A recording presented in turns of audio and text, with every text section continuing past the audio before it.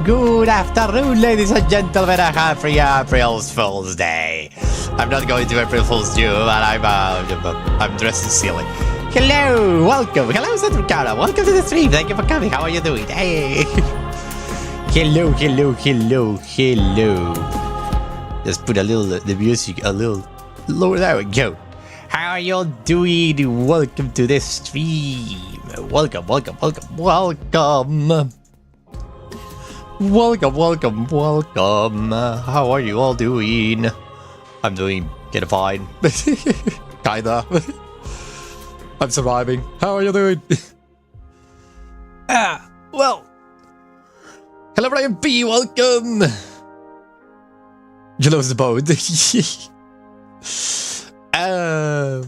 Yeah. Don't worry, fantasy will be the next weekend. Fantasy will be next weekend. It will be fun too. But first, let's do some sci-fi. Let's talk about sci-fi. Where you're a cat boy, because it's April Fool's. Oh my god.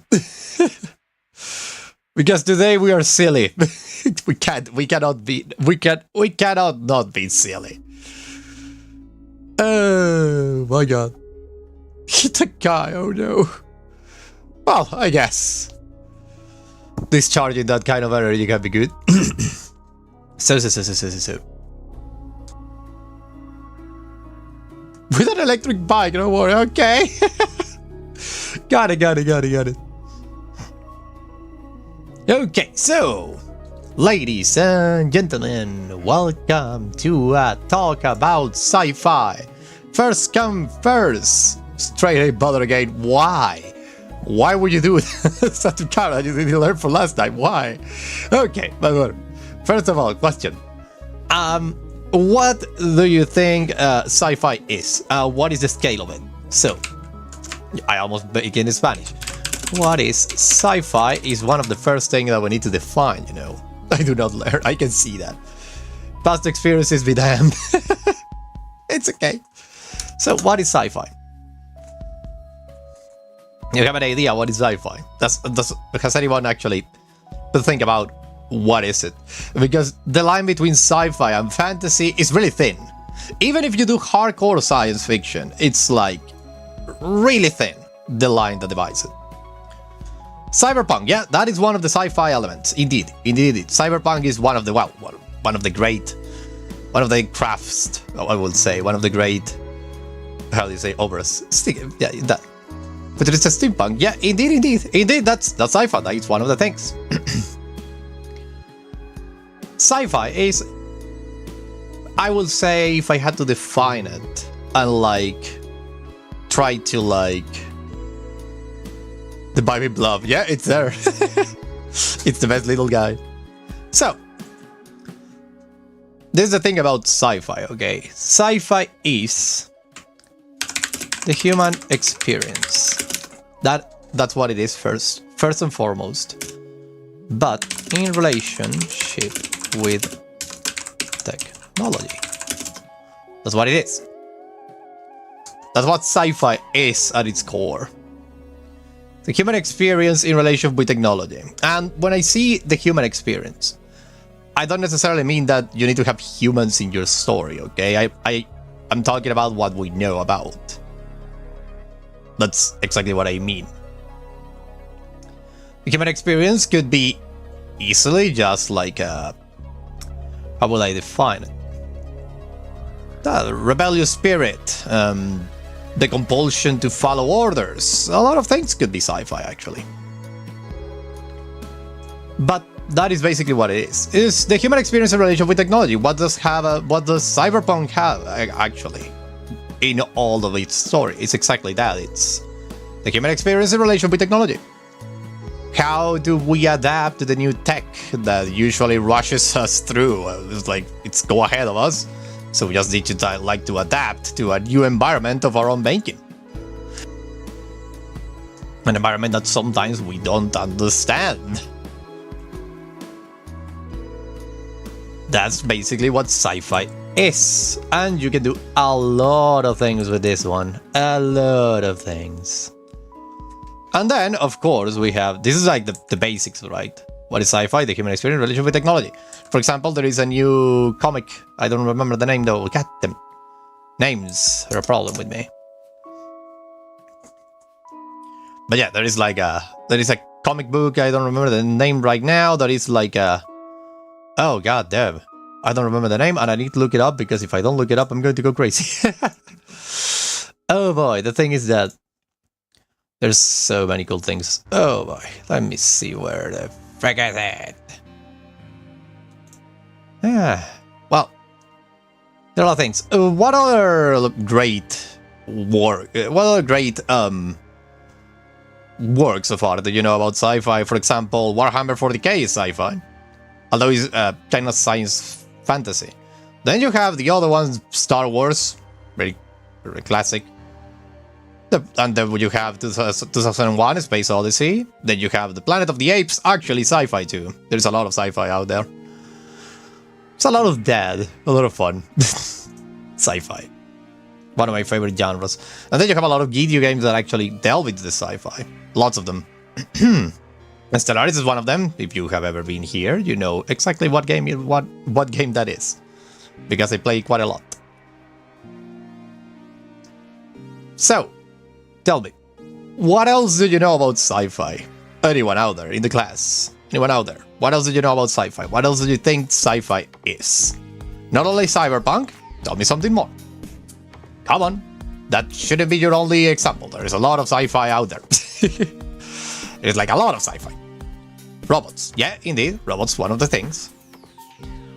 Automata has been always a staple of science fiction. We always wish for that sweet, sweet automation when we don't need to work anymore. Or maybe when they're going to rebel against us. That's actually another one. Holograms and stuff. Yeah, indeed, indeed. Taking technology to the next step. But trying to understand, actually, that. That's another one of the things. Well done, Satukara. Well done. So common topics. Common topics will be exactly that. Technology. Gay for robot, indeed, me too. Technology, so robots, one of the things that we need to put. Robots, one of the classics. AI, too, don't worry about that one. And I just clicked 9, so I'm a little me now. I'm now the little musketeer, let me just clear that up. Oh boy. I'm not only that, I'm there too, great. There we go. So, robots, AI, weapons of mass destruction. Like the book Ozymandias, I don't know if you can read it. Mechanical modifications, yeah, cyborgs. Cyborgs is one of those. That's all related to technology, indeed. Indeed. Robots, AI, weapons of mass destruction, cyborgs. Energy fields, don't forget about those. Super fun. It's a lot of things. And then you have the other side of sci-fi that is actually really important, and that is the metaphysical. You know, I'm pretty sure I read that wrong. Yeah, we go. Metaphysical. Then you have the other one, that is telekinesis. I read that wrong, surely. Telekinesis. Telekinesis. There we go. I'm pretty sure it doesn't look good. Come on, tell me what it's from. Telekinesis is one of those. And then you have the other one like Eldritch Gods that are just out there. Eldritch Gods, then the afterlife sometimes. Then you have let me think. Telekinesis, the afterlife, Eldritch Gods, and a tail behind your head. I don't know. God damn it, I keep writing with this one. Of course, I know why. I will keep it like this. No. Let's actually take it out. God damn it. I forgot that every time I put one of the special characters.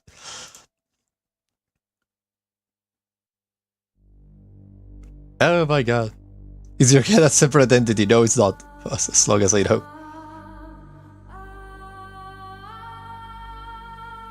That gotta be science fiction is nothing but a hopeless romantic relationship between humanity and impossible. Indeed, that's actually really good. That's actually amazing. The like I said, no time of their life and the soul. The soul is actually one of the things that everybody talks about in science fiction. Because we cannot stop talking about that, and I love it. Those are the common topics. You have technology and metaphysical. Do not forget everything of the metaphysical, because you will find a lot of sci-fi with a lot of metaphysical things, like ghosts, for example. Ghost. Supernatural phenomena. And how to control it. Don't forget about that.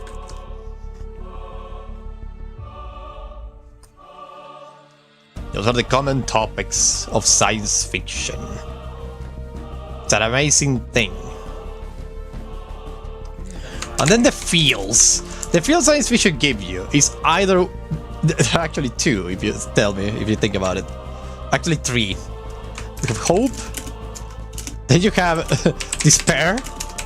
And then you have just like acceptance. Those are the three.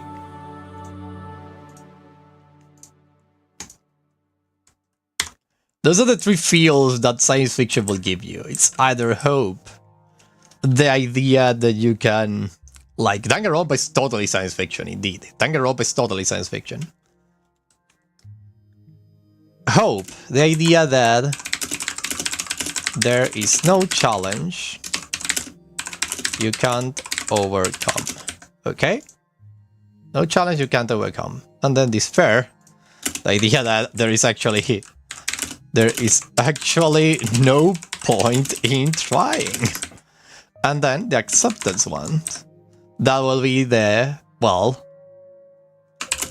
I can change it, but I can live with it.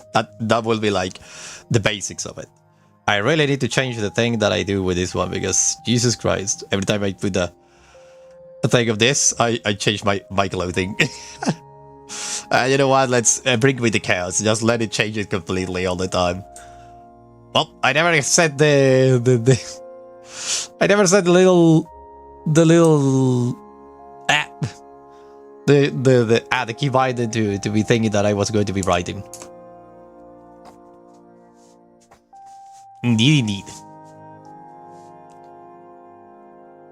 It's a reverse after all. Yeah, indeed. Get used to the changing things that is going to happen over here. We're gonna be crazy. So, those are the three feels that you can put in your science fiction story. It's basically that: hope, despair, and acceptance. You can do any of those three.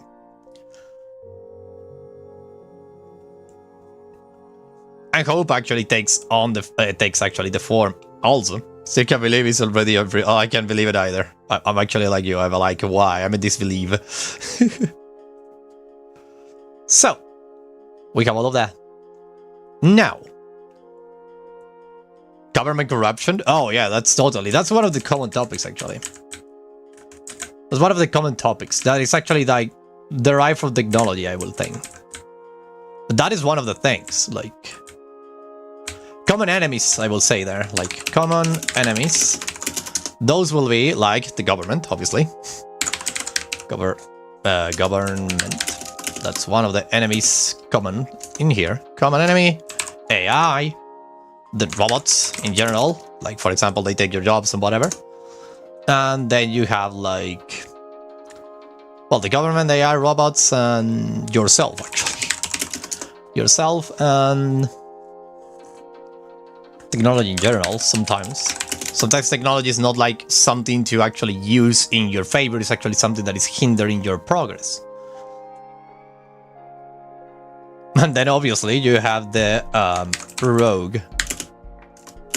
rogue agent of X, of something. For example, a rogue guy who has the ship that can destroy a planet, and he suddenly goes rogue, and you need to stop them. Think of it like a kind of like special operations, spec ops. that your characters are, and they try to stop this guy. So yeah, those are all the things. This one is actually a little... This one is uncommon today. This one is uncommon, I haven't seen it a lot. The reason why it's uncommon is because the current trend is that the enemy is the gob, and the rebels are always good. That's the common trend that I'm seeing right now. Hello Danny, welcome to the stream, thank you for coming. So that's the thing here. This one is uncommon. Like, usually you don't have a good government, and even if you have it, it usually is like a shadowy government. Like, you can see the cracks forming in its tenants. You can see everything is be like, hello Sayway, welcome. The multiverse of omnipotent characters have anything to do with sci-fi? Yeah, indeed it does. Indeed it does. It does. Indeed it does. That's one of the sci-fi elements. And that's what I say. A thing with sci-fi. Sci-fi is that the line between it, the line between it, between fantasy and sci-fi, it's really thin, really thin. You can actually make a case for both of them, for one being sci-fi and the other one being like, no, send it. It's really thin, okay? You need to understand this. The line between fantasy and between sci-fi is really thin, and one of the problems with the audience, okay? This is not about the writers, this is about the audience of sci-fi that reads, that consumes sci-fi today, okay? Is that because of the advancement of general knowledge about the universe and its laws. You have a lot of problems suspending this belief. That's a problem with sci-fi. A big problem with sci-fi right now is that authors have a lot of problems suspending this belief. Do you know what the suspension of disbelief is, by the way? It's really important stuff in order to understand any kind of media, actually. But that's a problem, usually, as of late. Because, for example, what is happening lately is that, for example, they took away the fun of space travel. It's one of the things. Time relativity has killed a lot of sci-fi scenarios, but at the same time it's created some interesting new ones.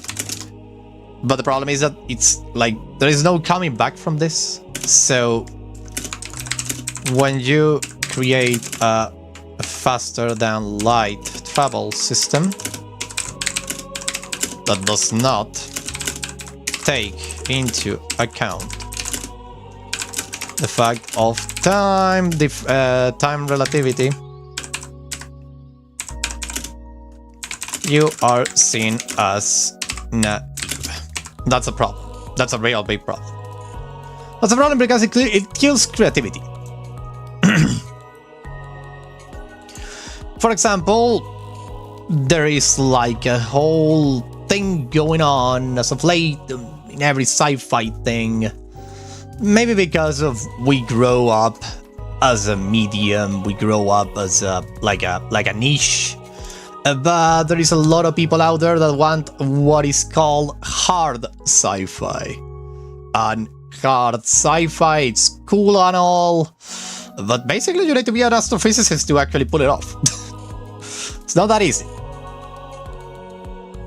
That's why I'm actually more... Well, I actually love both of them. Both hard sci-fi and soft sci-fi, as you call it. But the thing is that, yeah, if you have a faster than light system, you will get in, like, if some readers find you, they will go and say to you, like, hey, what the hell, man? Like that. It is probably if I ever go through with the stories and you... I don't think so. That's the thing. I mean, this is the thing, right? That this is the audience that consumes sci-fi, okay? There is like... It's a really specific niche. You might never find necessarily the person who consumes sci-fi. It's a complicated concept. Because like I say, over here, the line between fantasy and sci-fi is really thin. You might find more people that read fantasy that like sci-fi than people that just like sci-fi. Science fiction, as a core thing in people, and especially the hard science fiction, it's kind of weird. They are actually prone to suspend the disbelief in some things. There are other things that do not.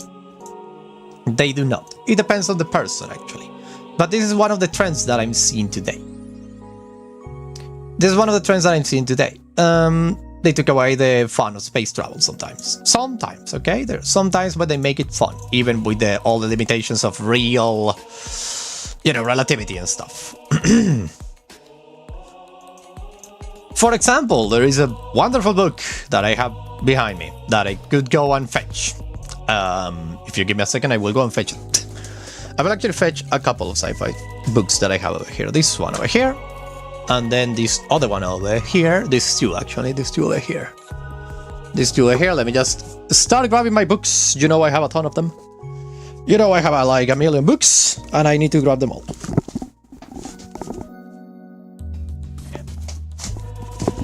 Okay, have them all here. Have them all here. The fiction I'm sure my future could be... Oh, this will let it pass, my copy. Yeah, they will let it pass. Don't worry about it. Don't worry about it. Don't worry about it. Basically fiction. Everything that is fiction is actually a matter of taste. If you don't like a particular thing, you're not going to go around like telling the author to change their ways because they're not so scientific. Although those persons exist. They exist everywhere. Everywhere. They are like everywhere. Good people and bad people, they're everywhere. Give a second though, I'm going to move myself a little more to the left so I'm not going out the screen. There we go. So, but do not worry about it. Yeah, like I say, for example, Star Wars is seen... This is interesting too. There is a mood change lately, as of late. There is a mood change in the audience, okay? Because what is now on trending? What is trending on science fiction? Can anyone tell me what is trending on science fiction right now? There is a classic, and there is also a couple of kind of new things. What do you think? What is trending on science fiction right now? What is trending? Say to me like a couple things. One of you already told me. Cyberpunk is one of those. Started to see problems in the logic I'm using. We will discuss the logic you're using. If you want, I can read your thing right now, and I will see the swords, flashy ones. Yeah, indeed. Swords is one of the things. Because science fiction is actually too a way of like trying to get back to the past. I will love swords. That's something that we cannot like say no to. Swords is really important. You don't have to. I want to. Arm cannons. Yay, did. Body modifications. Turning yourself into a weapon. That's something that is super common in science fiction. We love to like take our worst instincts and make them the worst thing imaginable. In this case, turn the human body into a weapon that is is like anti-nature, I will say. For example, having fingers that shoot bullets or stuff like that. We love that thing in science fiction. We love the idea of the super soldier. So tell me real quick, some of the recent creations of science fiction that are going around. We have, for example, I'm gonna say to you, we have this kind of mood change, okay? Oh, sorry about that. There we go.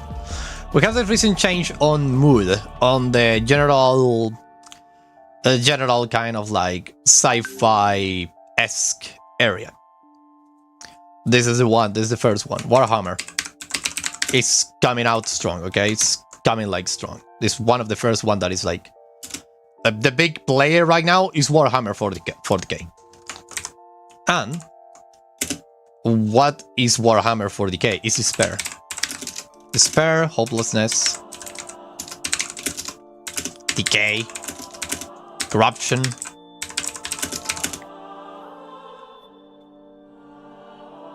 And basically stalemate.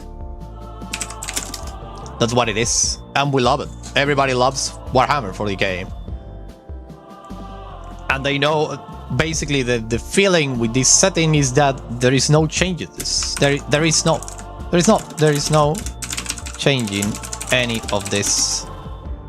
That is the whole idea of the whole thing. It's like there is no way.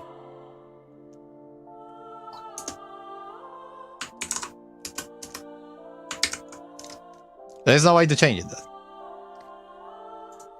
That is the thing. Why am I scared right now? God damn it. Oh my god, the chaos, the chaos, the chaos, the chaos. The chaos is real. Ah! The chaos of my channel, the changing things every time. Jesus. Warhammer 40k is is a wonderful sci-fi setting. Okay, I love it. I love Warhammer 40k. It's super fun. Super fun to read, super fun to hear about. But the matter of fact is that this is all that it takes. It's basically this. And there is no negotiation, there is nothing, there is not like a redeemable factor on this. It's every single time it's like horrible, terrible.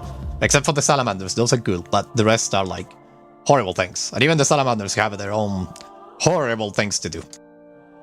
They do. Especially to aliens. Okay. Ooh. Ooh. Ooh. Let's see, Ryan P. Let's see what you send me. Gimme. Let's see. Very well. I will read it in a second. Do you want me to read it out loud, or would you prefer me to read it out to myself and give you like the little things that I read? Just tell me. So.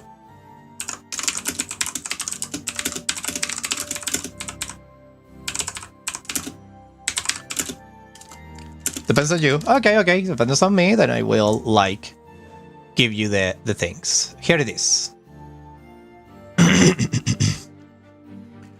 Oh, by the way, tell me if you want to share it. I've completely forgot that I'm using this freaking screen. If you want to share the thing. I'm a little embarrassed, to be honest. Okay, just tell me if you want me to like let the character wielding over there, or do you want me to take it out and put it like read it myself and not show it? Tell me that.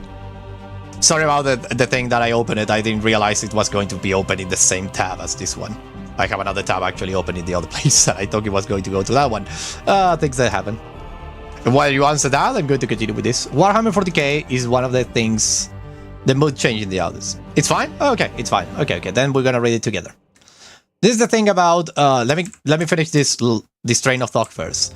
There is a mood change in the audience, okay? We have Warhammer 40k, that is all of this. Then we have Cyberpunk. That is basically the same. It's like we lost to Megacorp, and there is almost nothing we can do about it. That's basically what it says. Okay, that's Cyberpunk. And then you have Dune, and Dune is basically evil institutions will make good people do terrible things. It's horrible, utterly horrible. Everything is bad. This is the change of mood that the audience is having. What was the previous mood? What was the previous mood? What was the previous mood? Can you tell me? I will tell you right now. Star Wars. Good beats evil. Then Star Trek. I don't think I write Trek correctly. It doesn't matter. Star Trek, we have it like discovery, exploration, human ingenuity. And then we had, which other one? Well, we can go for, let's say, a video game, in this case, Mass Effect. No, not Mass Effect. Let's go for another show, actually. Let me think. Which one could it be? I'm thinking. Star Wars, Star Trek, and... Come on, Doctor Who. Doctor Who. Time travel shenanigans. And some serious shit, too. Some serious shit, too. That was the thing. That was like the previous mood. Doctor Who is actually like morphing into more of this area, more of this like gray area, like horrible things that happen. But the thing is like, it's over here too. Okay, that's the thing. Yeah. Jesus. So, all of this happening. Horrible. This is what have changed. We went from this Star Wars, Doctor Who, we went to Warhammer 40k, Cyberpunk, and Dune. Why is that change? Well, times change, and the world is not necessarily like this anymore. The Cold War is over a long time ago, okay? We no longer see like the good versus evil narrative anymore in the real world. It's always like a narrative of we have lost, or there's nothing we can do, or the evil institution will make good people do terrible things. That's basically what we have today, and every single fictional content is a reflection of basically what we are right now. That's the thing. Oh my. Well, this is sci-fi. I love sci-fi, by the way. Video games, I'm gonna tell you about a couple of video games, but video games go against the trend sometimes, against this previous trend. Because we have, for example, what? Stellaris is make your own adventure. Make your own book. Make your own tale, I would say. Tale. Make your own tale, and whatever morals you want. Whatever morals you feel like it. Then you have other games, like for example Mass Effect, that is going to have a comeback in next year probably. Mass Effect, what do we have? We have Hope, basically. Hope, the chosen one.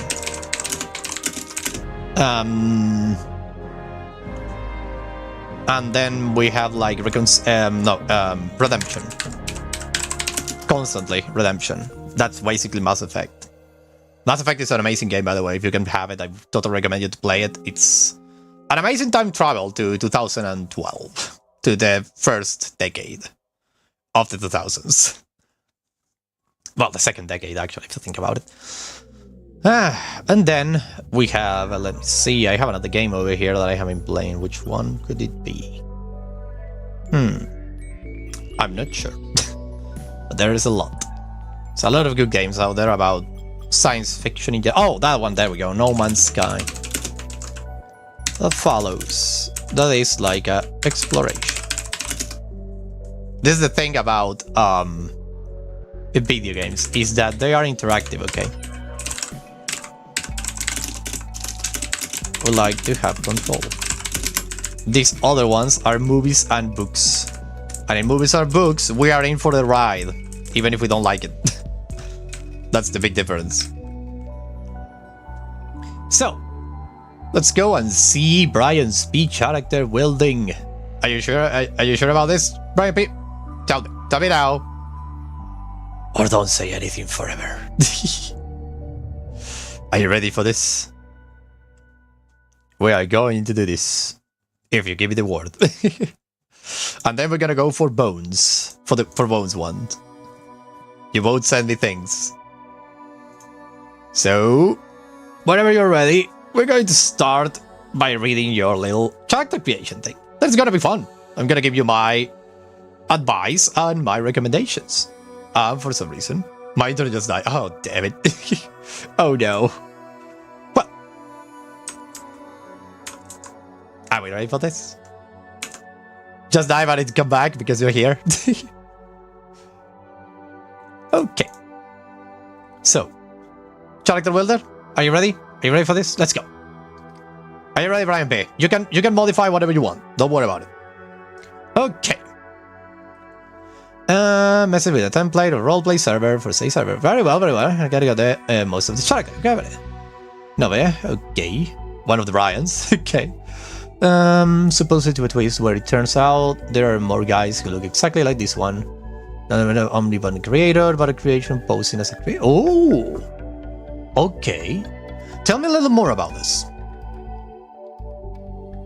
And try to wait. Don't worry. So,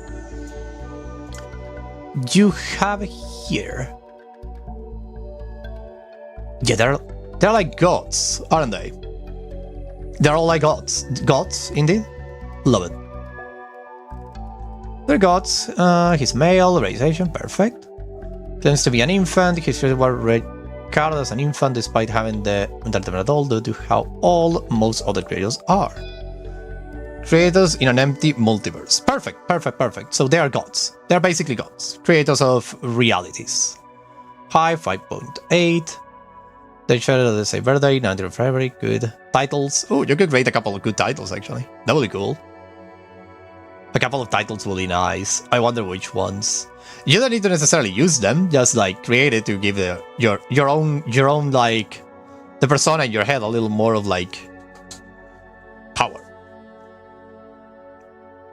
This guy replaced his own god. I see. So the whole roleplay server was like he's kind of it. Oh, this is for public view. I see. Moral lawful evil, perfect. Role unknown. Power level not classified since he'd only been born, perfect. Status hope HP 1. Love 1. XP 1. Murder intent 1 out of 20. Doesn't have a lot of murder intent. Attack defense 1. Okay. Black glasses, it's just a frame, increase speed. Okay, golden cat ring, pretty sparky ring, height stats. Great. Oh, I love it.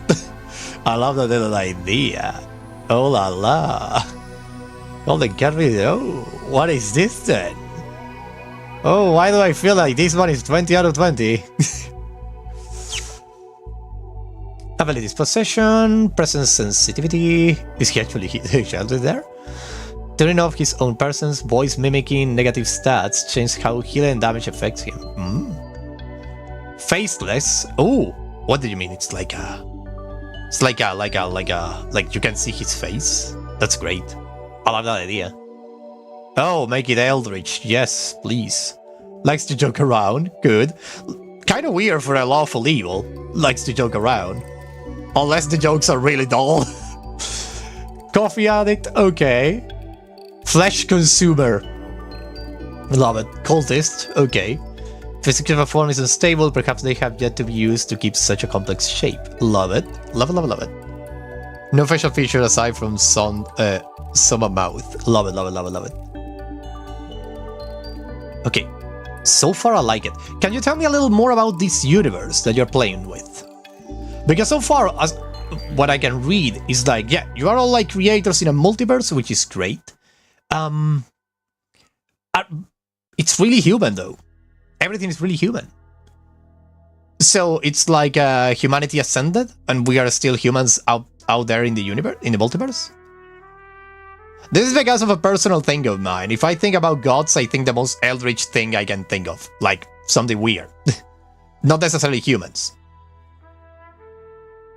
But I like it. I like it a lot. It's kind of everyone's just making their own corner. Got it. Perfect. Also, are you using D&D set rules? Because of the moral alignment, I mean. Like lawful evil. That's totally a D&D thing. Love it. So, let's continue. More like abroad to get an idea of that the guy's dislike before I use him in the story. I write it in third person. Perfect. Let me see one. There was supposed to be a twist. I have a question though.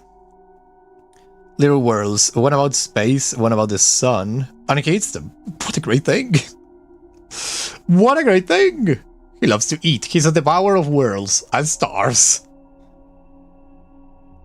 I have a question though. This one over here. There was supposed to be a twist. There was supposed. So it's no longer the case? It's no longer the case? Or is still like there in the background? That might happen.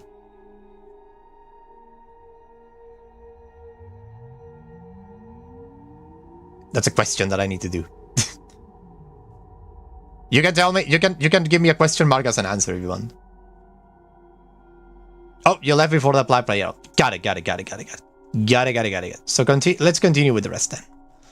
Oh, the voice whispered to me. It told me the many things it will have forgotten if not having been told. The people knew of something more, but they will disappear alongside their knowledge before they could pass it down. But I hear them all, I hear and I collect, finishing a picture that I will not dare look at a bit too clear. I love this. The Chevalier was lost, indeed. Truth to be told, I am not one, nor am I one of you. I am simple, a little guy looking at things unfolding. I hoard the knowledge, good sir and miss. I don't make them, I collect them, I steal them. I want to know more and more and more. I hear the all too quiet talks, I hear and I feel and I felt all their intentions. I keep dying before coming back alive with all the more knowledge. It's just like keeping up with the trends. You have to talk a lot, good sir. The voice in my head keeps telling me to run away, to stop seeking more, but I can't. I really can't. Knowledge is one hell of a drug. This is not the third person, by the way. This is the first person. This is the first person. Third person will be different. When you have known too much, will the large things matter to you then? Keep up a grand lifestyle is too much work. There isn't a real consequence when you have passed what could be considered mortal. Wouldn't it be better to fill up a little niche and stay there forever?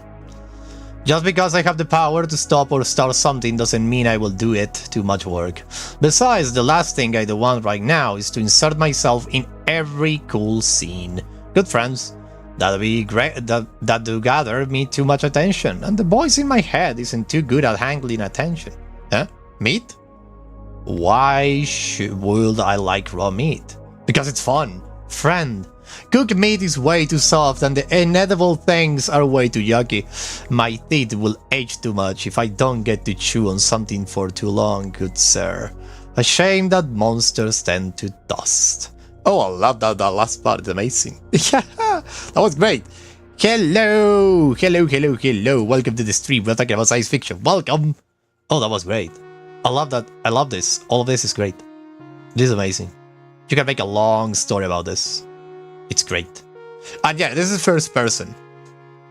This is first person, by the way. This is not the third person. The third person will be... third person is another thing entirely.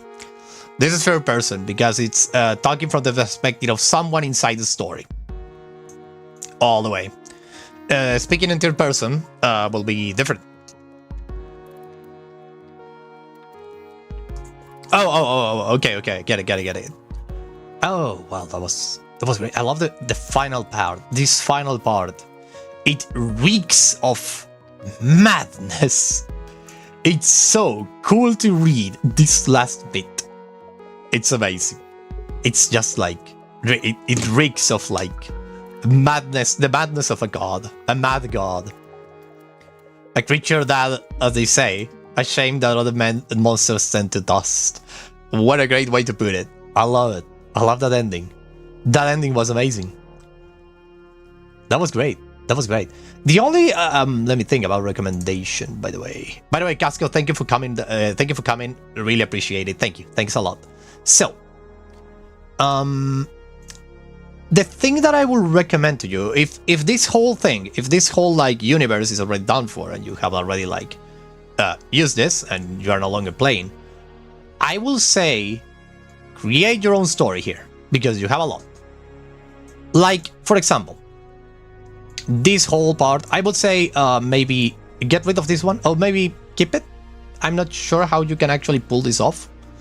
But if you keep the rest, this is okay. This is great too. This is great. And you bring it down to our own universe, okay? You can have a great story about a weird god, and there is an ad. Let's wait a second.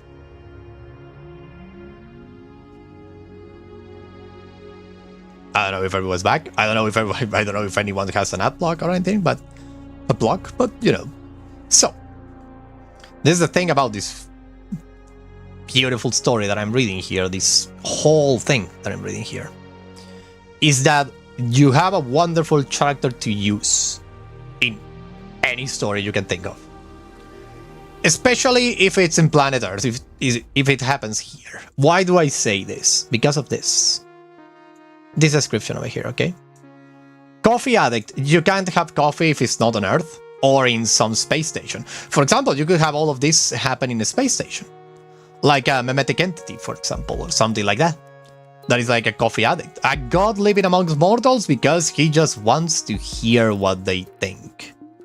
Because there is something in this space station that this creature wants to feed upon. Something big. Maybe there is a genius on board. The last of the... Maybe you can do this. Listen to this story. I'm giving it for free. I'm giving it for free. You can have...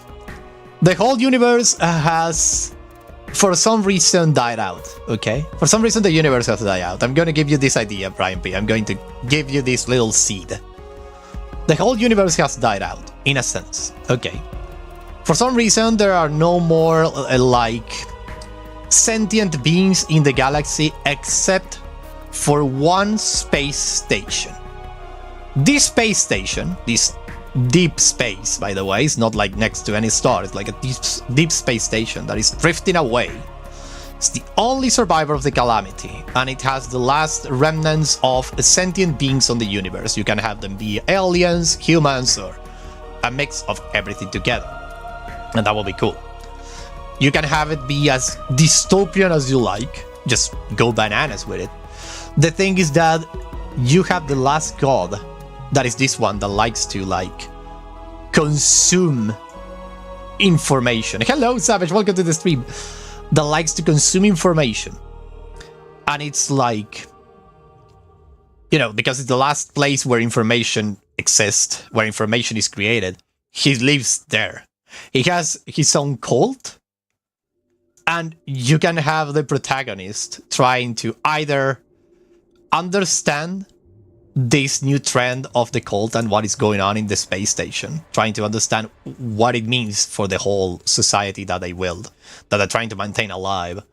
Or you can have, like, this creature, this god, he knows that this space station is going to crumble in, I don't know, maybe a set amount of time. The whole galaxy will perish, okay? Everything will die. Everything will die. I'm giving you the most hopelessness I can give you. And this is where this comes in. The flesh consumer. He wants to have one final feast before that he is information after all, he's a god of information, dies out with everyone else. He wants to die eating. So he's preparing a cult that will give him that banquet, that lavish feast, before the station runs cold and all the corpses are frozen and unedible. There you have an antagonist that is going out the rails. And then you have a hopeless protagonist that will try to do everything in its power to actually stop this. But will he? Once he finds out that the space station is doomed to failure, sooner or later everyone will die and the universe will go silence. Will he actually try to stop them, or will he join them? Just to make the galaxy go with a bang. And maybe a little bit more of noise. If you don't use this idea, I will. What a great thing. I love it. I love it. Such a horrible galaxy. Such a horrible destiny. Such a horrible thing. It's just horrible. Okay, Danny. So, things happen. That's the idea that I like have over here.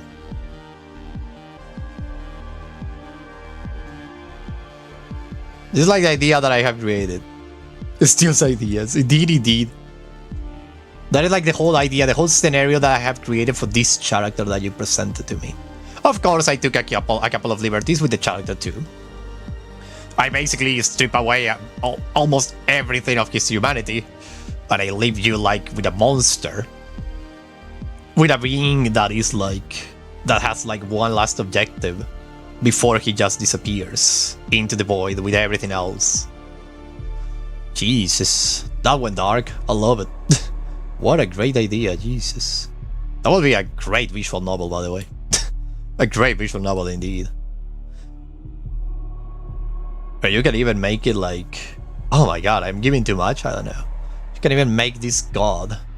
It's trying to create this cult. Have you ever played Dead Space? That's another great science fiction thing of horror in this case. Oh, that's right. Alien, Dead Space, Predator, all of those are actually science fiction. More like on the horror side of the spectrum, and it's super cool. You're gonna have this god actually trying to like mutate all of these creatures in order to be able to survive any kind of cataclysm, and so he can perpetuate his own like existence forever, even though you have creatures that like in excruciating pain forever and ever. Did I play a lot of games? Oh no. It would be cool. I would recommend you to play a couple. Like for example, Mass Effect is really like a good game. Then you have Dead Space, really good game. All of those are really cool. Indeed. I would recommend those. And Stellaris if you want like a grand scale of things. Okay. That was a great writing, let's say like tutor thing here over here. We got a tutorials in my country.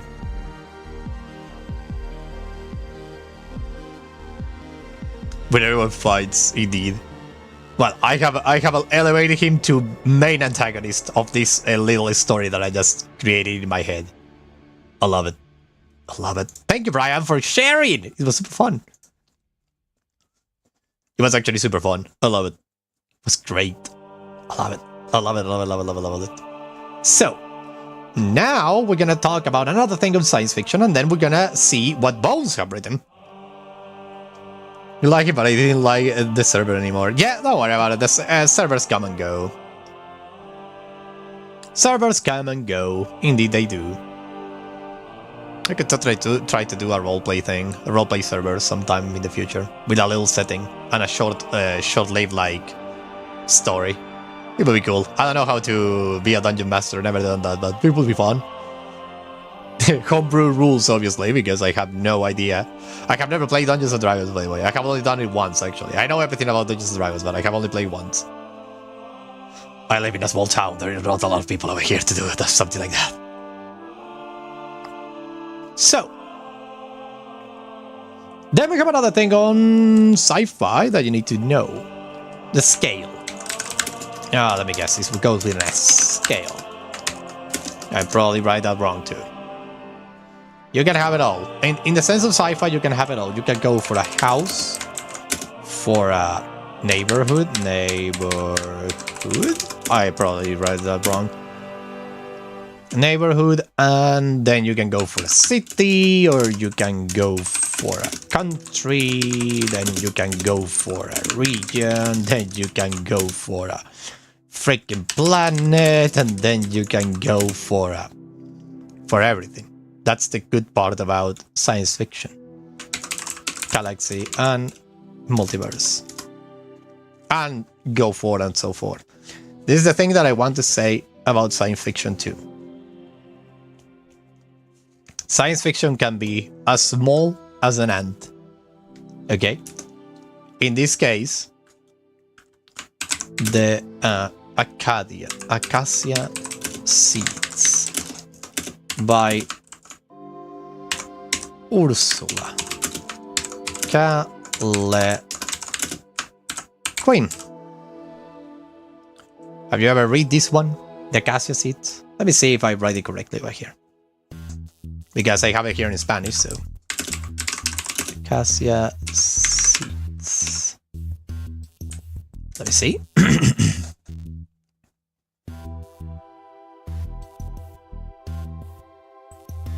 Yeah.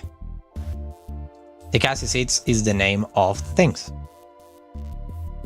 It's Ursula K. Le Guin. It's a wonderful book. Really, really small book. I have it here. It's like a paper thing. Really, it's just like a collection of things. And in this little one over here, what you have is the tale of humanity discovering how to read, how to translate, and how to understand animals and insects. And we find out that they all have a culture, like a really, really deep down culture. In this case, the first short tale is about writing found in a hive, in an ant hive. You know, really interesting. Then you have another one over here that is like penguins and try to understand penguins and understand them all. Super interesting. Then you have, let me see, because there are 3. And then you have the last one, that is one that is speak about what the language is and if we will ever be able to understand, for example, the trees and stuff like that. Then you have just madness unfold. Okay, I'm going to talk about a book that is just madness unfold. It's incredibly like super fast. When you read it, it's fast as hell. You cannot know. You don't know where you go. You don't know where you're going when you read this. It's called the Futurology Congress by Stanislaw Lem. The Futurology Congress by Stanislaw Lem. It's just incredible. If you ever get your hands into this book by Stanislaw Lem, the Congress of Futurology Congress, I believe it's in English, I will totally recommend it. Totally recommend it. It's amazing. It's just incredible. Let me put it here, books. Acacia Seeds by Ursula K. Le Guin, and then you have the Futurology Congress by Stanislaw Lem. Amazing. Amazing name by Stanislaw Lem. Then I have a couple more over here that are super cool. Let me hear it over here. Here we go. From Bradbury, Here Be Tigers. Or Here Are Tigers. Here Be Tigers. By Bradbury. It's an amazing short tale. I wish I could read it to you, but I'm not sure if I'm able to. Ray Bradbury. That's the thing about reading things. Bradbury. By the way, I have it in Spanish, so imagine if I try to like make a translation all the time, I will go crazy. Because they are not short tales. Oh, Ray Bradbury is like, wait, let's go like that. Yeah, that's the way. Here we should need with a by. Ray Bradbury. There are a lot of short tales that I have over here about science fiction. They are super cool, every single one of them. They are amazing.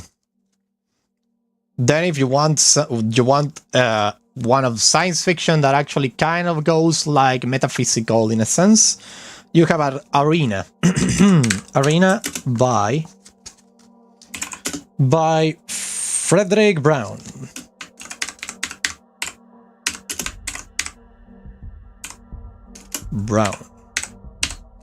It's another one that is really good. And if you want to go for basically the horrible future of humanity, if we find something like this, Ozymandias. That's amazing. Ozymandias is a great one. By Robert Silverberg. Oops. Silverberg. Those are just amazing. Let me see if the article of Collectionist. That is the one of the little... I believe it is, isn't it? This is one about the... Yeah, this one. Okay. Then I have a couple more recommendations over here before we continue to the next step. That is going to be read what Bones has sent me. Well, not necessarily read it, but also I need to know actually. Bones, do you want me to actually read your stuff, or do you prefer like I give you a recommendation in private? Tell me, if you are still there. Tell me. Do you want me?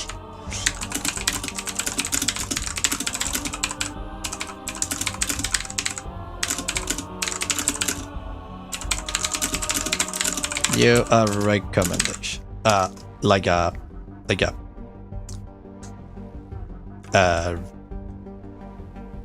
do you say? A feedback. There we go. Give you feedback. There we go. Okay. Then let me just look a couple more because you will love it. And then we have a couple books here too. Let me see. Where are they? Where are they? Where are they? Ooh.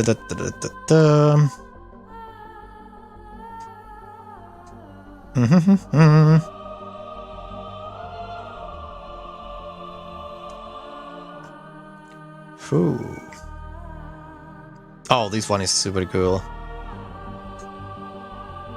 I don't remember this one actually. There are a lot of good books over here that I have. I can't remember this one. Can't remember this one. Thus, I cannot actually give a thing.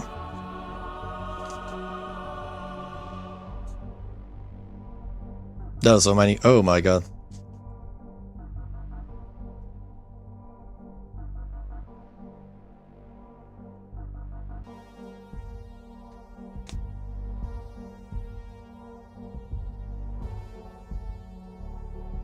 Oh, this one is cool. Oh, I should have bought this book when I saw it. What a shame. It's about Martial Chronicles. I don't know if you ever hear about that. This one is called Ela by Rod Bradbury. Ela by Rod Bradbury again. It's really good. I will recommend it. It's like a kind of like a dream thing. It's super weird. Let me see if we have another one over here that is super interesting. Oh, this one over here. Oh, wait. Dial. I believe it's called Dial F. Of Frankenstein. Frankenstein. There we go. By this one is super cool too. What did I write wrong? I did. Dial F from Frankenstein by Arthur C. Clarke. This one is super cool. Arthur C. Clarke. That one is super interesting, by the way. It's like of Clarke. Wait a minute. Clarke. There we go. This one is super cool. Dial F of Frankenstein by Arthur C. Clarke. It's an amazing read. It's like how can I describe it without spoiling too much? We accidentally created a brain. That's how I'm going to say it. A worldwide brain. That's all I'm going to say. It's an amazing thing. Oh, then how would it write? Wait. Maybe it has another thing. The Harmonious Bell by Isaac Asimov. Probably I have like a probably is a the Singing Bell. The Singing Bell. That's the way, right? See, I need to check it out because of the thing. It's different when you have localization. The Singing Bell by the amazing Isaac Asimov, a classic. Asimov. That one is amazing. If you want the detective one, it's like the Singing Bell. It's amazing. It's like an amazing thing of detective work. It's detective work in science fiction.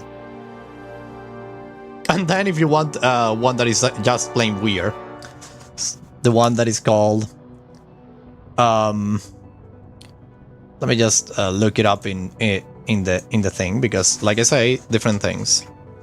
Oh my god, this name is going to be complicated. Shinichi. Shinichi. Shinichi. Here we go. It's a science fiction author of the... It's really old. I am trying to find out his things. Let me see, what is it? No. There's over here someone, come on.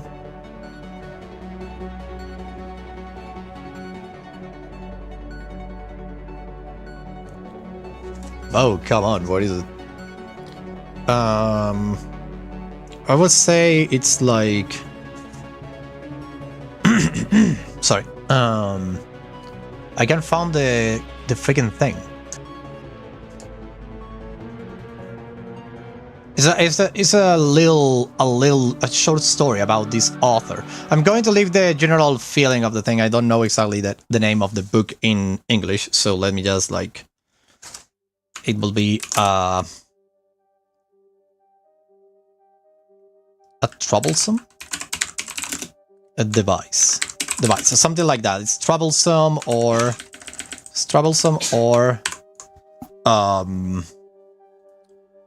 uncomfortable, something like that should be. And it's by, you will find it probably if you look at like by the author name. It's Shinichi Hoshi. Shinichi Hoshi. It's a Japanese science fiction author. Really cool. Really good. Good guy. Really interesting indeed. Those are my science fiction thing. I have over here too the science fiction novel, the Dead of the Hand of the Dead of Darkness. That one. The Left Hand of Darkness by Ursula K. Le Guin, and I also have by Philip K. Dick. Yeah, funny name. The Transfiguration of Timothy Archer, which is actually a good book too. Those ones are actually good. The Transmutation of Timothy Archer is really weird. It's like a kind of science fiction, kind of like esoteric, weird. It's weird. It goes around with a lot of spirituality, but it's super interesting, and that's the thing. The reach of science fiction is big. It's really big. Like I say, the thin line that separates fantasy from science fiction is really thin. So you can actually go through it really fast. Okay, so bones. Let's go with your thing. Let's see. So, for what I have read, when I read it first, we have here that you want to do, basically... Let me see. Scientifically inaccurate story, because you love the visual effects and superheroes. That's an amazing point of go, I would say. An amazing point of departure. So, you want to achieve the same visual effects, which is great. It's great, actually. It's a great idea. Starting with that.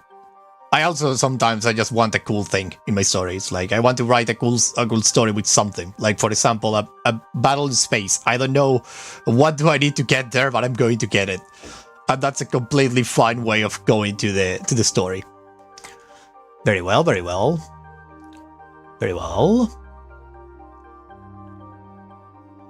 Huh. Really, that explosion release was something they weren't expecting, something new and something. Very well.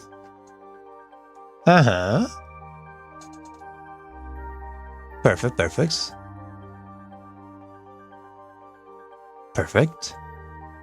Love it. Good start. Hello, Sci-fi Studio. Welcome. Welcome to the writing club. Welcome. So, this intro is great. Can I read it, Bones? I will read it because it's great. So, this is... you opened last edited and opened this in 2020, I can see that. But the thing is that the whole idea, the whole concept is great. Okay. After the sun exploded, it released an energy that traveled far beyond space. Fortunately, it didn't turn to a black hole. Instead, a smaller sun was left. That's great. You must say, okay, Okay, Sleeping Studio, yeah, I can totally understand that. Creator's plight. We need to do stuff all the time. Little did they know that the energy that the explosion released was something they weren't expecting. Something new, and something that others would consider magical. This is a great intro, okay? I like it. It really taps into that science fiction itch, science fiction kind of fantasy, more or less. That is like, yeah, the sun just kaboom. But it wasn't a kaboom so destructive that the solar system will just shatter in millions of pieces to the atom level. It's kind of like a release of energy, and what was left was a smaller sun. How would that affect the planet, I wonder, though? Like, would it be colder?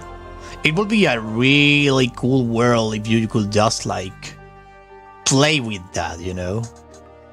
The idea of a smaller sun means that it gives less energy, as far as I know, and will be like, maybe everything is a little bit colder, chilling. Is that I just found out that neutron won't be able to generate heat anymore and would do not look after, I understand it. Colder, I just talk about it. Perfect. So you can have a lot of cool outfits for the characters, I would say. It will be really interesting. Kind of like Eskimo-esque world. And it sounds really cool.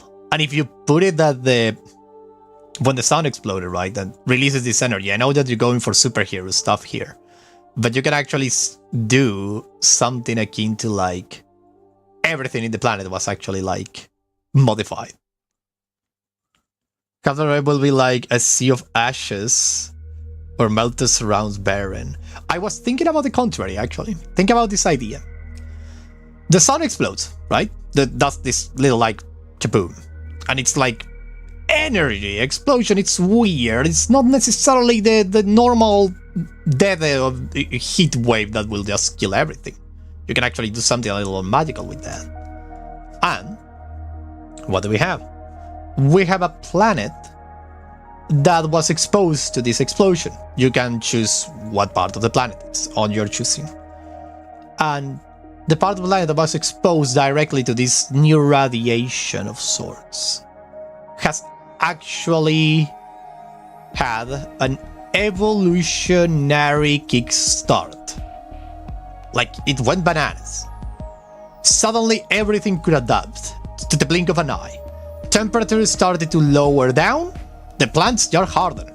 The people will start to have like that thing in your blood that prevents it from having a hypothermia, for example.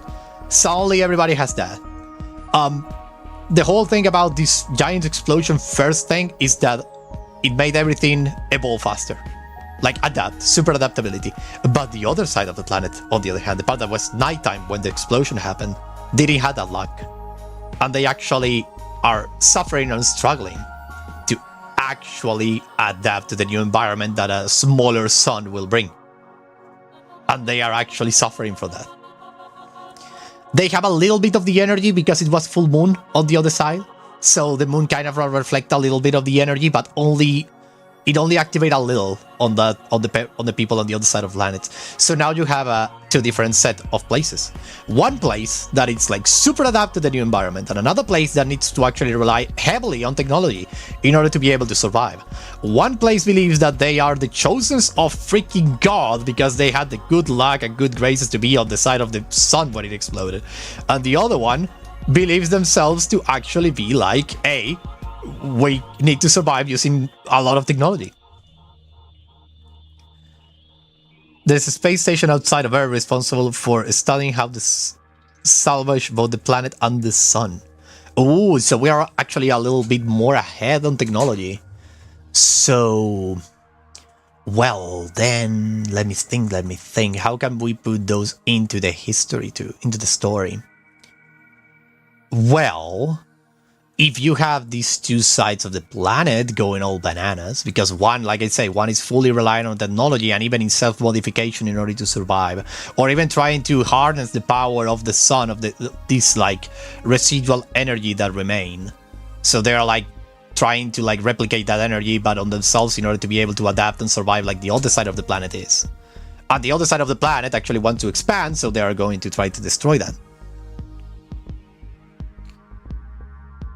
Consider that realistically our sun will go kaboom yet in a few billion, not million, billion. We still have a lot of time. Billion years, so don't worry about that. The thing is that if you have that and then you have people outside of the planet, right? Like people living in space stations. People living in the space stations, how will they adapt and survive?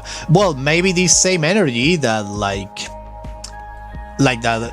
I'm giving you this idea, of course. You can take it or you can just leave it be. But if you have this energy of the sun that actually kickstarts like an evolutionary kind of adaptive thing in every single living being that has been exposed to it, you can have that the people living outside the planet Earth when that thing happened, that were actually in the way of that freaking explosion, will have actually adapted, but for living outside in space. So they can't come back to Earth. But they are in constant communication with Earth, and they actually have the technology to like keep improving humanity, and they are like this like UN, like they are like the caretakers of planet Earth, trying to steer down the whatever they're doing down there into a better tomorrow and not a dystopia that it's actually going to. Or you can have them being like this secretive kind of organization that is looming over Earth constantly and nobody knows what they're up to. Or maybe they're not up to anything. Maybe they just became like these beings living in space, in the vacuum of space and in space stations, and they just are so well adapted there that they don't feel the need to come back to the planet anymore. They can't just live in the vacuum of space because of this magical explosion of the sun. Is the one people think that the elites are leaving the other people down on Earth to suffer, causing them to hate the people related to the stations? Okay. Skeptic though, see, some people somehow manage to harness the power of the sun. What if another part of the science people start experiencing it on them? Totally, could totally go. It could totally go like that. Totally. Now let's go a little deeper here. And for what I can read here, your main character copy to use them to make a new sun, perhaps, or somehow use it to revive the sun, which is now a neutron star. Neutron star, though. Do you want to use a neutron star? Wouldn't you rather have a normal but smaller sun? Suffering, despair. Indeed. Like I say, change on the freaking mood. Everybody's suffering. We all have the suffering and despair when talking about sci-fi. Now, I'm reading the main character, Lance Carter. Love the name. He's going to be the tip of the spear, probably. Fairly traumatized after the disappearance of the sun. The sun didn't disappear, actually, it was a smaller one. So there we have like an inconsistency in the writing. The thing is that, do you want to actually make the story happen just after the whole ordeal, or do you want to put it a couple years ahead? For example, I don't know, a couple of decades, a century. Having people that live, that already have like lived through the whole ordeal, it's kind of better from a story point, from a storytelling perspective. Especially if you can actually like hide the fact that the sun is smaller or different. Just put the day-to-day life and show that something is wrong. It returns to a neutron star, white dwarf, which is smaller and colder. They only turn into black holes if they're really, really big. I know. But remember, all of this is more like... all of this story that you're telling me right here is more like a science fantasy, so don't feel like you need to follow the whole... science to the letter. You can actually go a little bananas. It has superior heroes after all. Do not ever forget, when you're writing, go bananas. If you can't, go bananas. If you want to stick to the science, stick to the science. The only problem is it's gonna be a little limiting. But you're gonna be able to, like, educate people in some things, which is nice. But I always recommend go bananas, because it's more fun. people like to just like have an escapism moment, just go to a magical world where everything is possible, or weird things are possible. Category 4, a story that starts a few months after they start to discover the wacky and unnatural stuff that's happening. Yeah, indeed, that's actually much better. Just go with the a couple months later, or even a couple years later. Maybe you can even play with the relativity and stuff. Like, I don't know, some kind like collective amnesia that could be like a good thread to put like a conspiracy. A collective amnesia, nobody remembers how the sun was like before, and nobody remembers how it usually worked before the whole cataclysm. Everybody believes that this was the state of things always, but there is one person who doesn't, and that there you have your protagonist, or the helper of the protagonist, the co-protagonist. The series are step siblings, and their father is one of the heads of this NASA-like group. Oh, I like that. I like that idea. But I don't know yet for the family drama. Of course, the family drama needs to be there. Love it, love it, love it, love it, love it. Love it. There is so much you can do with this world, especially if you're gonna put superheroes into the mix. I mean, the special effects and all of that. It's going to be. I would say, grab this story again and give it a spin. Well, let's continue read it because let's see. Let's continue. Sorry. But we went into a big tangent over here because I love to talk with creative people. It's the best. It's such a fun thing to do. Turn it into the Luke and Leia issue. No, I don't think so. I don't think the... Well, hey, the Luke and Leia issue was fun. What is the problem? It was fun. Haven't you seen any anime, Savage? It was just like that. Okay, let's get it. Sundai turned to a neutron star and keep its mass so the solar system wasn't affected. It just has a smaller blue sun. Half of the Earth burned to a crisp, and so were the living beings. But somehow, some of humanity was able to absorb some of the energy and have their sort of fire-like power. My idea was every people had different capacity measured by the light welding, meaning red are weaker, purple stronger, and everyone has a certain limit. If they exceed this, it's already burning themselves. Like it. I like it. I like it. You should do that. Everything has this thing actually. I would say that everything actually get this special treatment. My story wouldn't go that way, I promised. I love it. I will say that every single living being, even the plants, have this new thing. Because if you burn half of the planet to a crisp, you are actually dooming the rest of the planet. Imagine the water, imagine the oceans, imagine all of that, imagine the ecological collapse to a degree that we cannot even fathom. Imagine the fact that the whole ecosphere will collapse. The ozone layer will just be like ripped apart by the sun. If the sun was able to actually go through the magnetic field to that degree and burn everything to a crisp, the whole atmosphere will just vanish because it will be like thrown into space.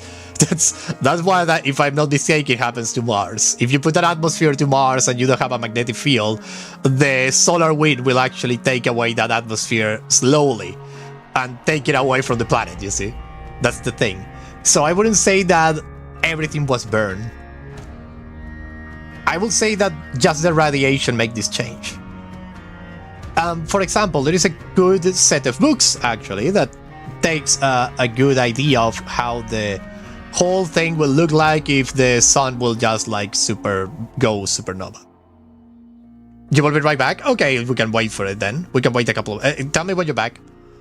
Well, there is a good book, actually. I will write it down right now here. A good book. Well, you'll probably hear about this book, obviously. Who hasn't? It has 3 freaking movies or 4, I'm not sure. Maze Runner. Have you ever heard of this one? Of course you have. How couldn't you? What was the author, though? I don't want to take around and look at the author again, so let me just look at the author over here in Wikipedia. Maze Runner. What was the name of the... Here we go. What is the author of this one? No, I didn't want to see the... I didn't want to see the movie. I wanted to see the freaking... Oh, God damn it.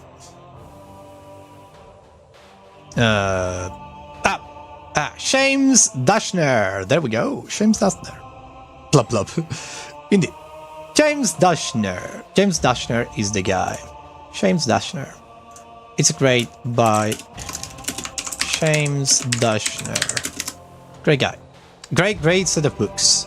But I'm not going for the this particular books, the Maze Runner series. I'm going for the other one. Let me go for this one. This is the Maze Runner book, right? The Scourge of Trials, all of that, all of those. But we're gonna go into the Maze Runner series, and we're gonna go for the prequel. The prequel that I'm going for, it's called The Kill Order.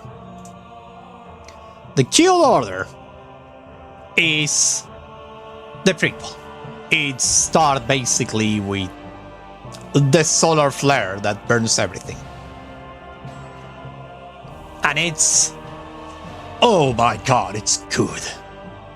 And it's basically what sets everything into motion. So I will say The Killing Order first. Or the prequel. Is the best book out there that I have read, at least, that has like this solar flare scenario. It's really cool in the sense that everything just explodes. It's a horrible thing to read, actually. And then it comes the fact that when they release the freaking virus, it's horrible. They do it for a population control thing. It's super cool to read. It's a good read, okay?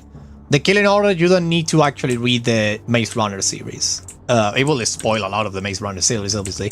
But I will say just like... you can read it on its own. You can read it on its own. You don't need to read the other ones. The only thing is that, well, like I say, you will be like... spoiling a lot of this one, of the Maze Runner series. But it's cool, regardless. The Kill Order, the prequel. It's really interesting, and it has a good set of characters, I will say. And you can see how the world goes to shit. It's really cool. Really cool to read. But like, the cities like disappearing, the food getting difficult to come by, a tsunami with freaking boiling water because the sun exploded, and... well, the sun didn't explode. The sun actually had like a big flamethrower. It was like a flamethrower guy just throwing flames on the earth.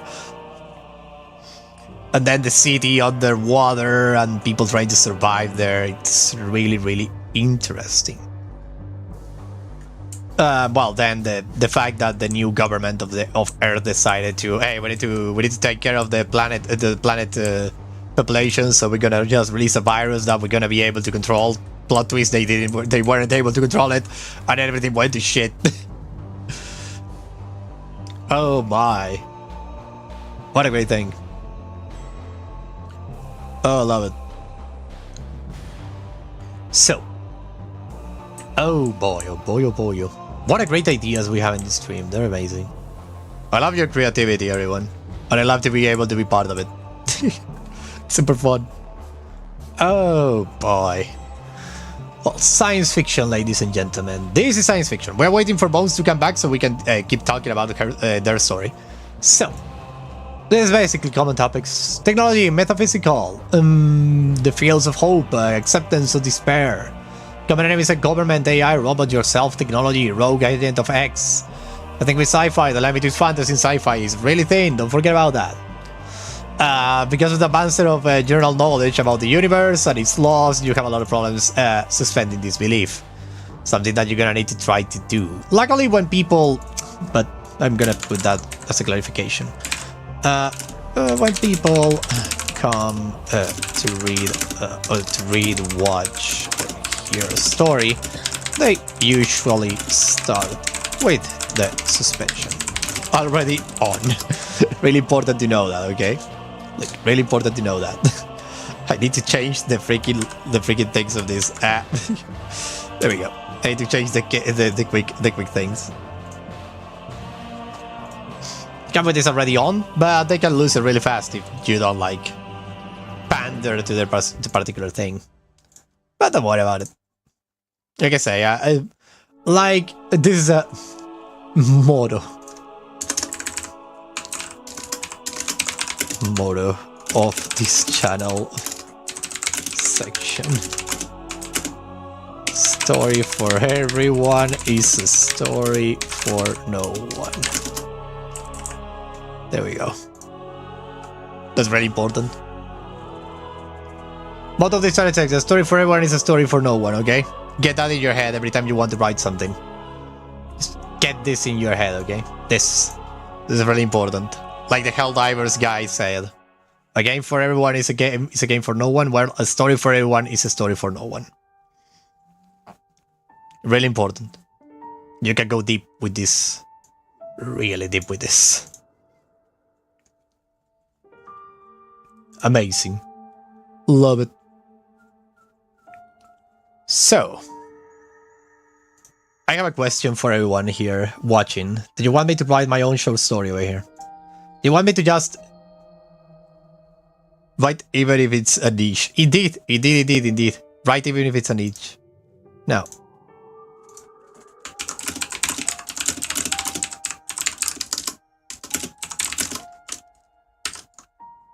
So,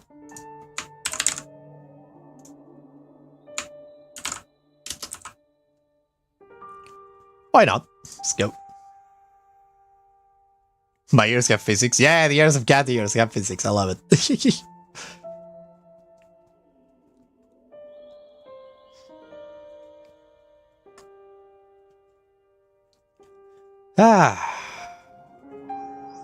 You got 4 ears. Yeah, I do. I got 4. It's weird to listen to. It's weird to listen to, okay? It's like I hear for every freaking direction. It's fun. Still fun. But this is only for today, remember. Because of April's Fools.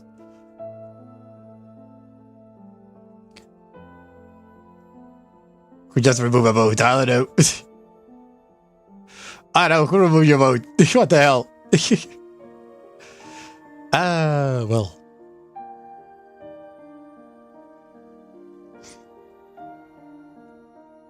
Well, 3 votes. Everybody voted for yes, so we're gonna do it. Perfect.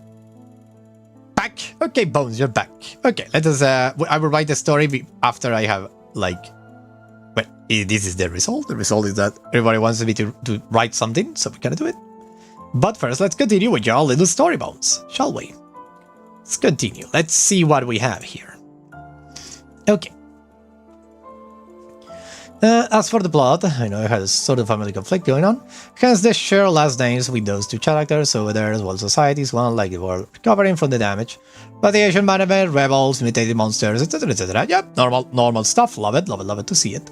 Ready to reread the chapter I'm reading just to make sure things, because I gotta be honest, I'm mortified to reread this stuff. That's totally normal, both for any writer. Reread our stuff, it's the most difficult part.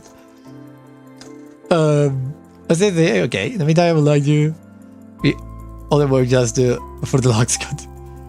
We can use a by that example. What did I Don't worry. Oh my god. I'm starting to remember where I was going with this. Oh no, let's see. If other people keep their abilities hidden because they think it was a gift from God and they are gathering up their numbers to overthrow the current world order and start a worldwide cult of sorts. Love it. I had this change of mind. Turn the characters into full adults, try their best to survive in a semi-pathetic world with the secret cult boiling up. A big time skip. Our main character is just a random dude getting mixed up with this mess while also ending up to be a main contributor to something in the end. I love it. I love that. That's a good plot. I like it. I like the idea of the superpower, of the secret group that is going to try to overthrow the current government, and not necessarily to like replace it with something better, but probably with something even worse, because it's a cult. I love it. That's great. Oh, you need to make the revolution really bloody, really freaking bloody. Bloody hell, it should be. Because if you think about it, people who believe that their powers are a gift for God, they will not have mercy with normal people, with the non-blessed. That would be, oh my. That would be a bloody revolution. A bloody thing. Kind of like the whole thing with the boys. Bloody, no, indeed bloody, has to be bloody.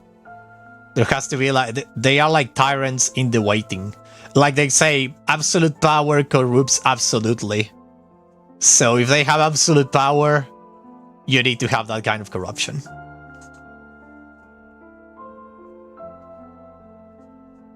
No, indeed. Indeed. I have it. So yeah, bloody everything. The city must burn. Oh boy. I imagine something akin to this. Wait a second, I'm going to look it up real quick. I'm going to put the scene of that I imagine being your revolution. Like, going off the rails. Let me just put this thing over here. No, shut up. Shut up is freaking ads.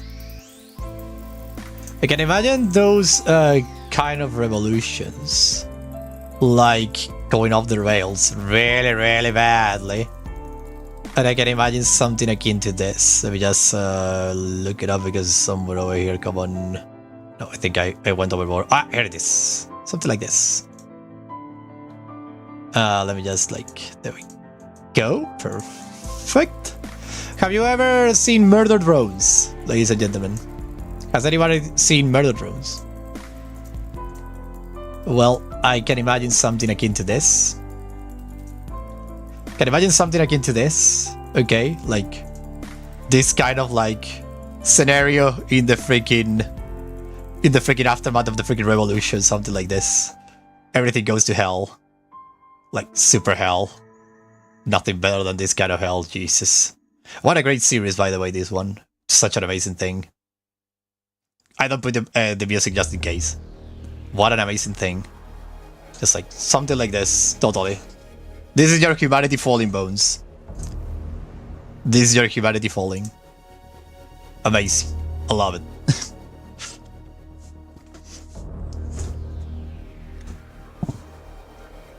No, it's not the same guy who animated the Digital Circus. It's the same company, but the guy is another one. Completely different. It's another guy. That's a whole team. Indeed. It was really cool. I totally recommend Brian to look out for Murder Drones. It's really cool, kind of goofy, and then it becomes serious. Serious. It's really cool. Really cool. I watch it all and I love it. It's really interesting. So do you want me to write down the short story? Let's do it then. Let me think of what though. Then if it comes from tomorrow, because that will help my brain. Yeah, indeed, that's a good thing to do actually. Drawing is great. If you can do it, do it.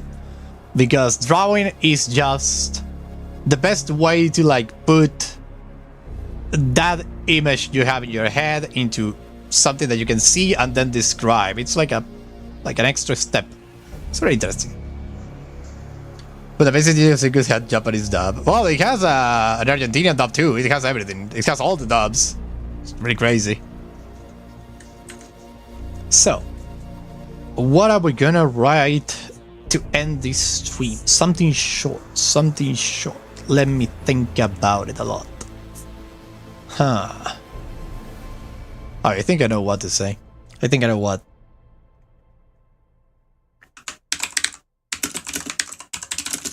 Tired of ruling. That will be it.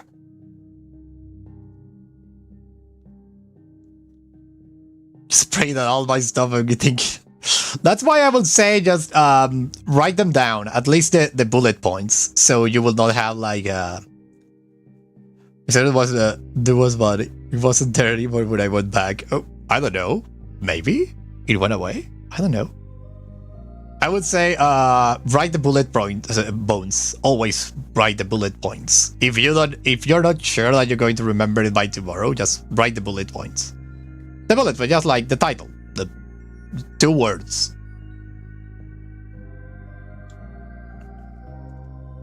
Okay, so let me see something though, because now that you're saying this, like the basic digital circus had a dub, I have to see it. Wait, am I saying digital circus? Let me see it real quick. What, doesn't have it anymore? The dub. Let me see. Let me see. Chinese. Oh, it is the Japanese. The Japanese is still available. Still available over here. Glitch TV is Japanese. It's one of the tops. It's here. So yep, it's here. Still here.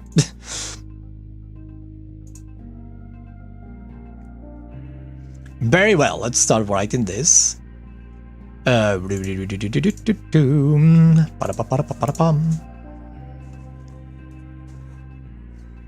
whole reference search part, I personally just started getting lazy at that part. Yeah, don't worry about it. Watch it like a sub anime. But even so, I switched to other language. Oh, Pomni's voice, I love it in English. I actually love it. It was super fun. I really like her, like, despairing her voice constantly, like trying to get out. Super cool. I love it. I really enjoy it. But the Spanish one is actually super cool too. The Spanish one, they did a stellar job.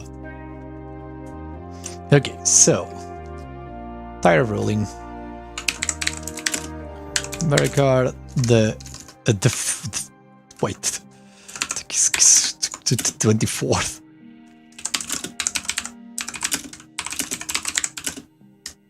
What? Crown Emperor.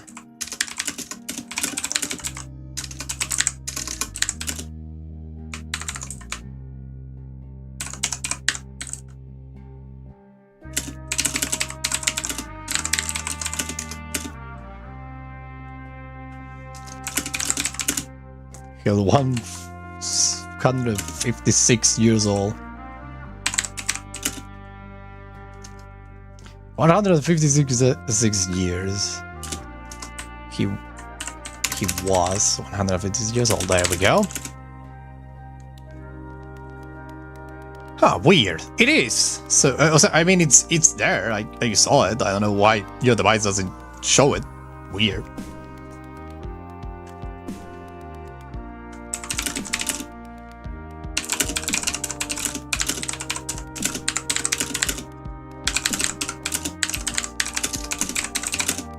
Having 2065 siblings before him. Jesus. What is happening over here? Oh, Crown Ned. There we go. I don't think he will ever be the next emperor, having 2065 before him. Struck. This is how it reads. Struck.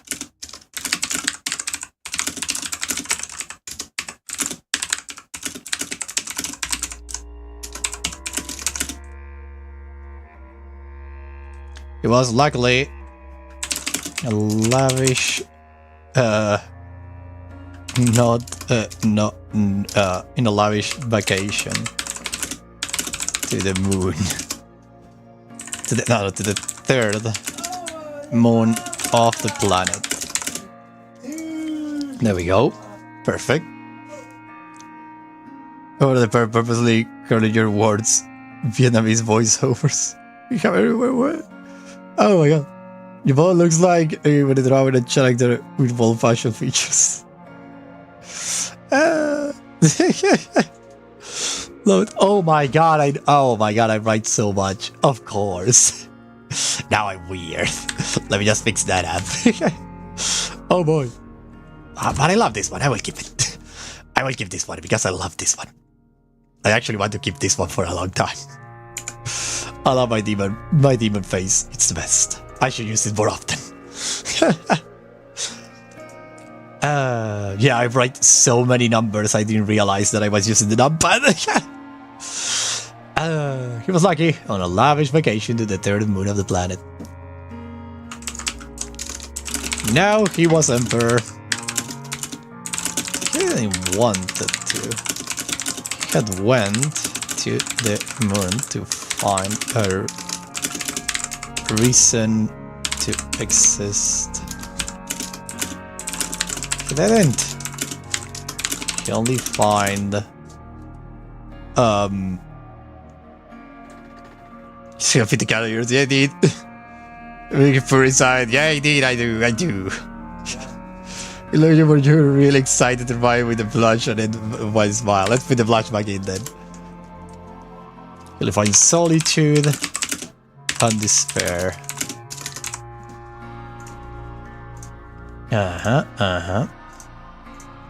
Grammarly, come on, just give me Grammarly. Just give me a free trial of the premium. Come on, I'm using your software. It's the best to write in English. Come on.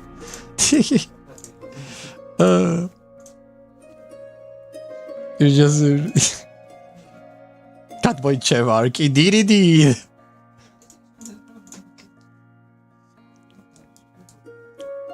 Let me see. America the 24th was crowned Emperor of the planet Blue in a lavish ceremony. He was 156 years old and did not think he would ever be the next emperor, having 2,065 siblings before him. But the plague struck and everyone in the palace died. He was luckily on a lavish vacations to the third moon of the planet. And now he was emperor, but he didn't want to. He had gone to the moon to find a reason to exist, but he didn't. He only found solitude and despair. What was he going to do now? The weeks went by, the years, the decades.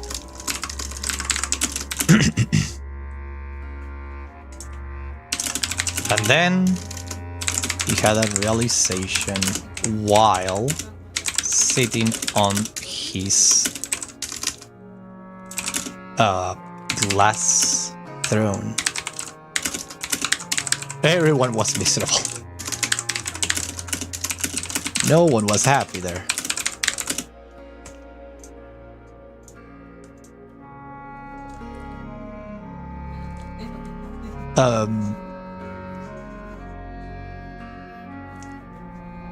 Since the ban of any way of entertainment, because of the rebellion of the movie stars. Since the ban of any way of entertainment because of the rebellion of the movie stars that had happened a millennia ago, there was no way of feeling joy. And so the emperor made a decision. Ah, damn it. Oh boy. This is not gonna be a good story, by the way. This is gonna be sad. Oh boy. What he do now, the weeks went by, the years, the decades, and then he had a realization while sitting on his glass throne. Everyone was miserable and no one was happy there. Since the ban of any way of entertainment because of the rebellion of the movie stars that had happened millennia ago, there was no way of feeling joy, so the emperor made a decision. He went to the chamber of judgment and decided that the time had come. He started the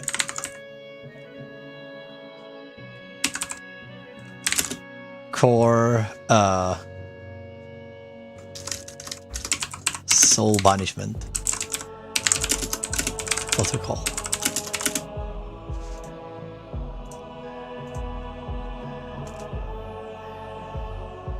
It's a short story, so don't try to like find a lot of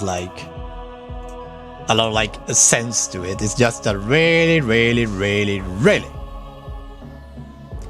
short story. So he started the Souls Banishment Protocol. around the world without any kind of how to say this, warning. Tesla coils sparked with the energy of 1,000 thunders. And every living being on the planet was fried in place.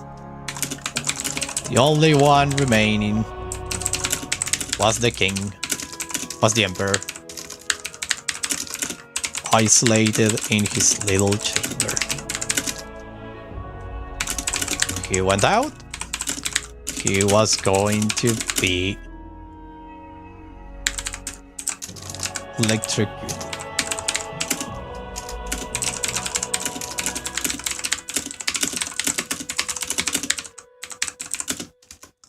Ball of energy, of rampant energy, uncontrollable energy.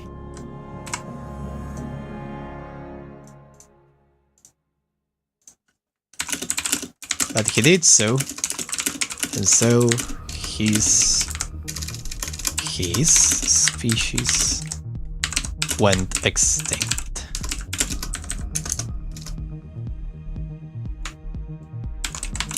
2 millennia later, human exploration vessel happened to be to reach the solar system of the planet Blue. And they tried because they realized that just like on Earth, sentient beings will always try to destroy themselves because of the most stupid of reasons. There we go. There you have it. Jeez. That's the short story. Short story, really short. Tired of ruling, tired of living. That's it. Whoa. Now, where is my little, my chair just lost a wheel and I'm looking for it. Here it is. Found it. There we go. Well, that's it. Whew. It's a short story, really, really short story, just for the stream. And everybody died.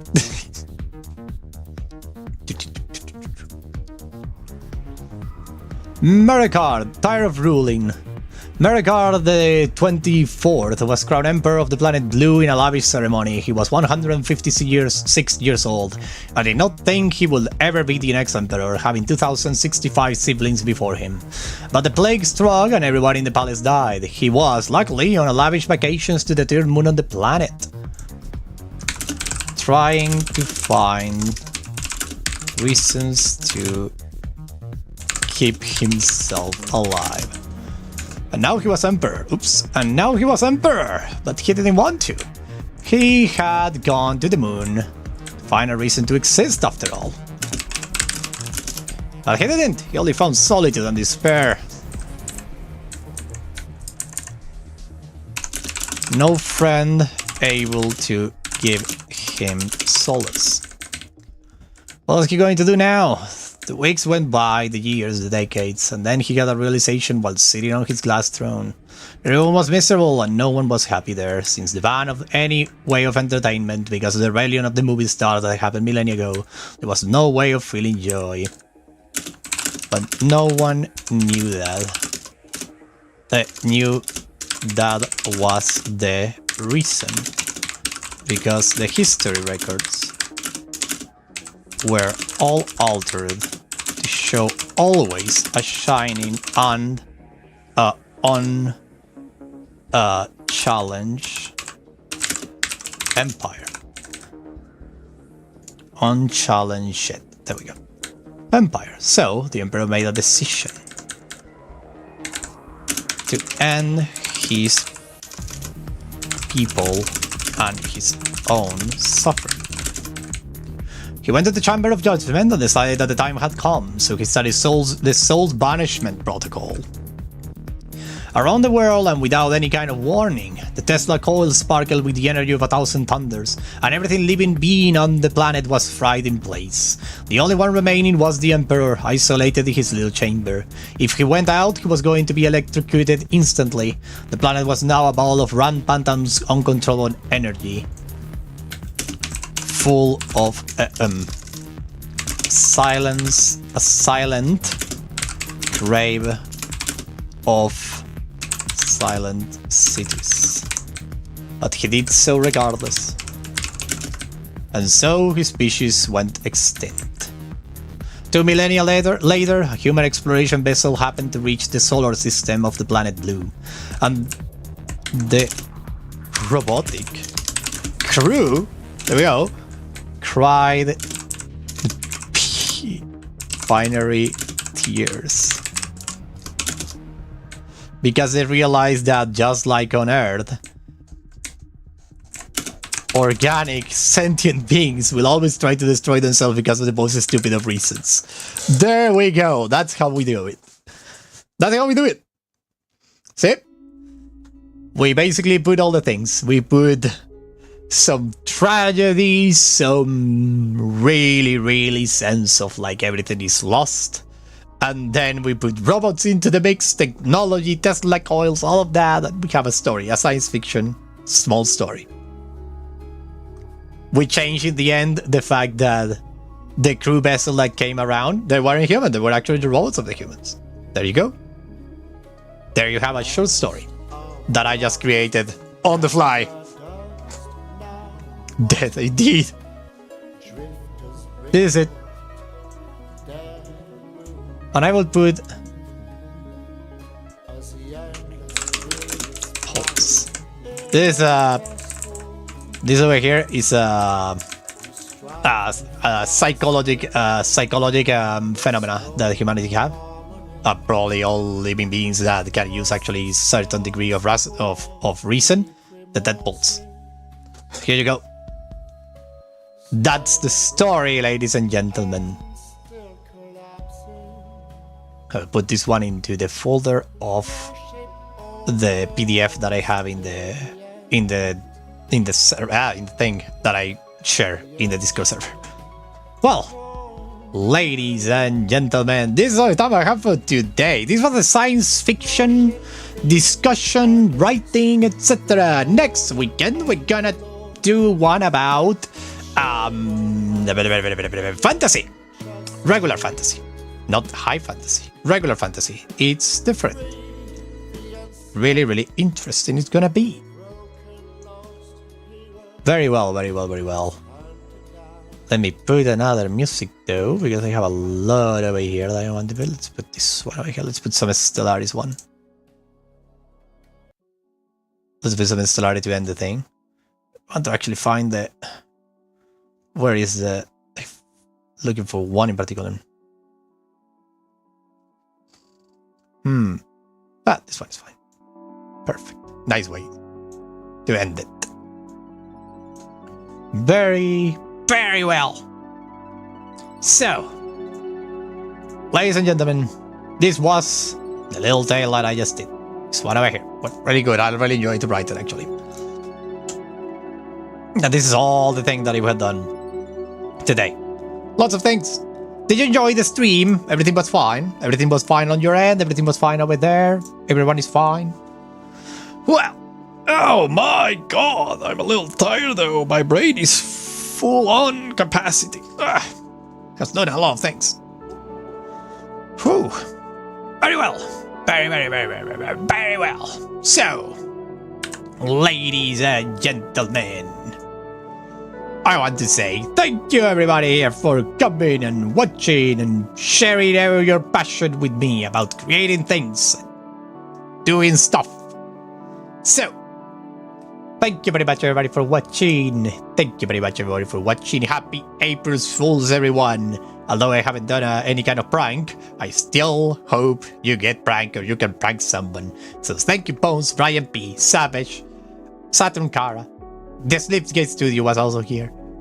Casco, thank you. Danny, thank you. All of you, thank you. And also, Sayway was here too. Thank you. Thank you, all of you. And I will see you all in the next video. Probably not. I don't know if tomorrow or past tomorrow. I will see. Bye bye. Bye bye bye bye bye bye bye bye bye bye bye bye bye bye bye bye bye bye bye bye.